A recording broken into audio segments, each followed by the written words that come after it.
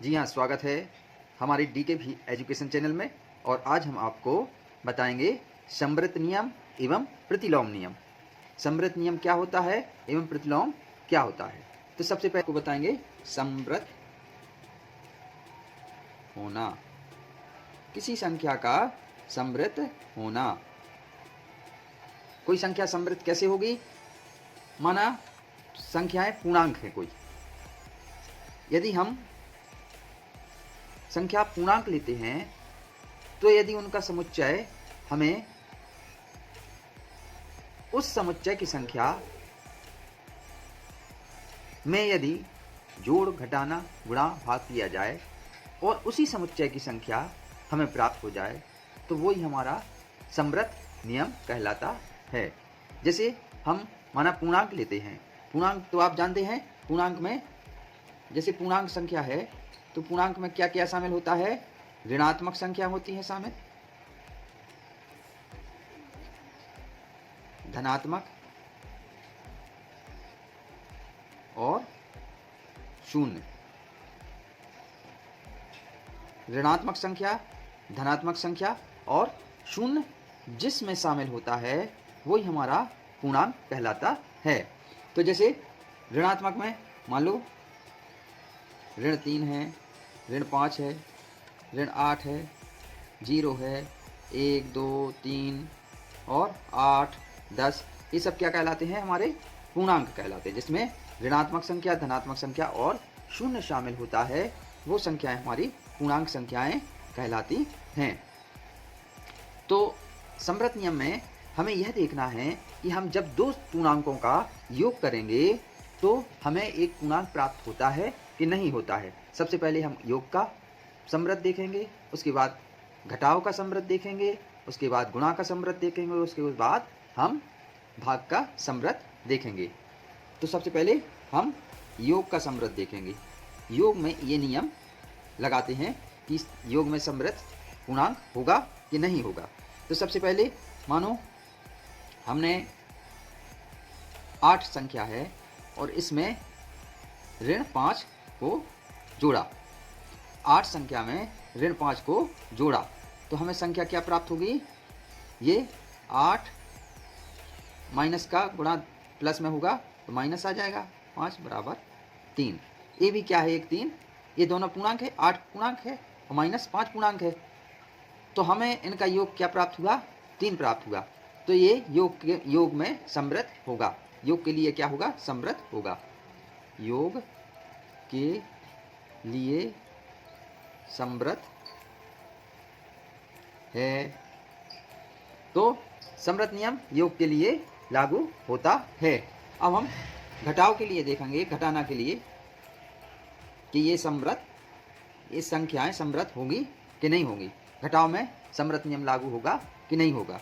तो सबसे पहले जैसे -9 लिया, फिर घटाने के लिए -3 लिया, बराबर इसको क्या करेंगे? हल करेंगे। -9 और माइनस माइनस क्या हो जाएगा? आपका प्लस हो जाता है, तो ये 3 हो जाएगा। फिर माइनस में से 3 छोटा है और ऋण का 9 बड़ा है, तो इसमें से ये संख्या घट जाएगी, लेकिन चिन्ह क्या रहेगा? माइनस का रहेगा। तो -9 में से +3 गए तो क्या बचता है? -6। तो ये भी एक पूर्णांक है, ये दोनों संख्याएं पूर्णांक थी तो ये भी एक पूर्णांक आया। तो घटाव के लिए भी है संभव संवृत्त है। तो घटाव के लिए संवृत्त है। अब गुणा के लिए देखेंगे। गुणा के लिए देखेंगे, जब दो पूर्णांक हम लेंगे, माना पहले हमने लिया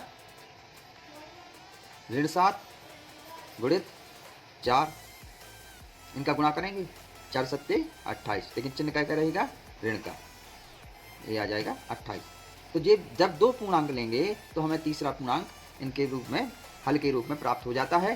तो गुणा के लिए भी संवृत्त है, यह नियम गुणा में भी लागू होता है। गुणा के लिए संवृत्त है। अब भाग के लिए देखेंगे। भाग में देखेंगे, जब दो पूर्णांक हम लेंगे, माना ऋण 6 भागे ऋण 5, इसे हम किस प्रकार से लिखेंगे? ऋण 6 बटे ऋण 5। भाग को क्या करेंगे? बटे के रूप में लिख देंगे, माइनस माइनस प्लस हो गया, 6/5। तो भाग में क्या होता है? ये समृद्ध नियम लागू नहीं होगा। क्यों नहीं होगा? क्योंकि यह एक परिमेय संख्या आएगी। अभी हम पूर्णांक लेके चल रहे थे, जब दो पूर्णांक, इसमें हमने पूर्णांक का पूर्णांक में भाग दिया तो हमें क्या प्राप्त हुआ? परिमेय संख्या प्राप्त हुई। इसलिए हम कह सकते हैं कि भाग में समृद्ध लागू नहीं होता। तो भाग के लिए समृद्ध नहीं है, भाग के लिए समृद्ध नहीं है, तो भाग में समृद्ध नियम लागू नहीं होता। तो आई होप कि आपको समृद्ध नियम बहुत अच्छे तरह से। हाँ, तो अब हम आपको बताते हैं कि प्रतिलोम क्या है। प्रतिलोम के अंतर्गत सबसे पहले हम आपको बताएंगे योज्य प्रतिलोम। योज्य प्रतिलोम वह है यदि किसी संख्या में हम एक क्या जोड़ें कि हमारा मान 0 हो जाए। माना कि संख्या 18 है, तो इसमें क्या जोड़ा जाए कि इसका मान क्या हो जाए? 0 हो जाए। तब ऐसी संख्या क्या होगी? इसकी ऐसी संख्या -18 होगी। तो इसको यदि हम जोड़ेंगे -18 को 18 में, तो क्या हो जाएगा? 18 - 18 बराबर 0। क्या हो जाएगा? 0।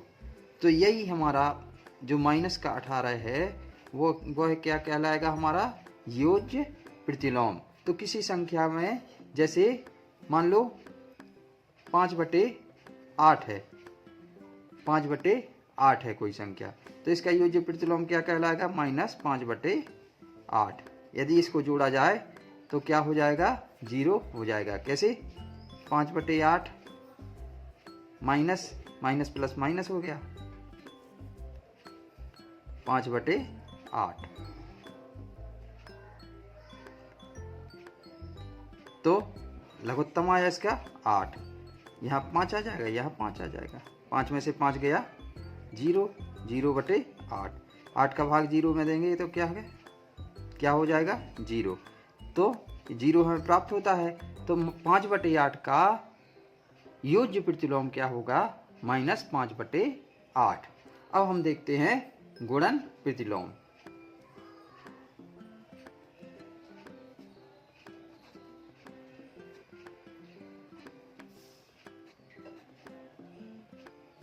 गुणन प्रतिलोम।